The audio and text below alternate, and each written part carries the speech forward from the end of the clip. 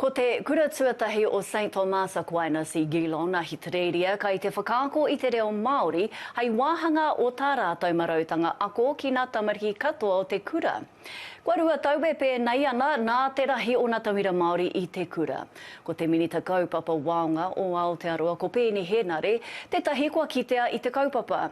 I pōwhiritia ia ki te kura I tana torona ki a Hitereiria I ngā wiki tata nei. Kai ia tūmamau harawira te roa nāke.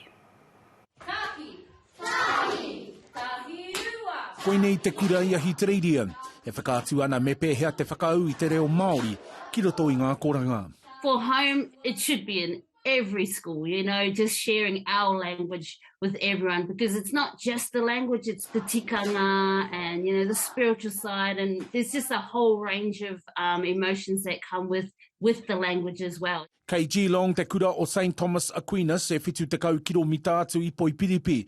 He hau whao te ruarau whitu te kau mano tāngata e noho ana ki reira he manene, koetahi he Māori. It's a pretty disadvantaged community, and we have around about 160 children here at school. And probably about, of those 160 children, we've had about 20 to 25 children of Māori background. Kua te kau mā whātau a Mate Kino Olsen e noho ana ki a Hitereiria. Hai tāna kai te ako katoa ngā tauira o te kura I te reo Māori. It's been a privilege being able to share basic te reo Māori with our local kids here, Māori kids, and all walks of life. Like, you've got every culture you can think of, learning our language, and some of them are absolutely brilliant at picking it up. Nā I whakāturia e ngā tauira o rātau pūkenga reo ki te minita kaupapa waonga kia Peeni Henare.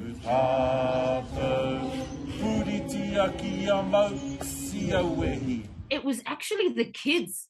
They were like, we want to do the haka. We want to show, you know, our culture. And I was like, oh, okay, let's have a practice. And they were better than I thought they were going to be, because we hadn't been doing any of that mahi for a while. Hei tā te kura kei te hiahia rātau ki te whakaako I te reo take o ngā tāngata whenua o Hitereiria. We also have around about 20 to 25 Aboriginal children as well. And we didn't have all of those children here when we decided to start with Māori.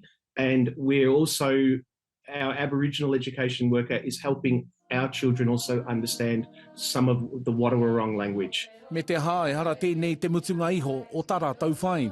Kai te hiahia rātau ki te tuku I etahi kaioko ki Aotearoa ki te whakapakari haere, tō rātau reo.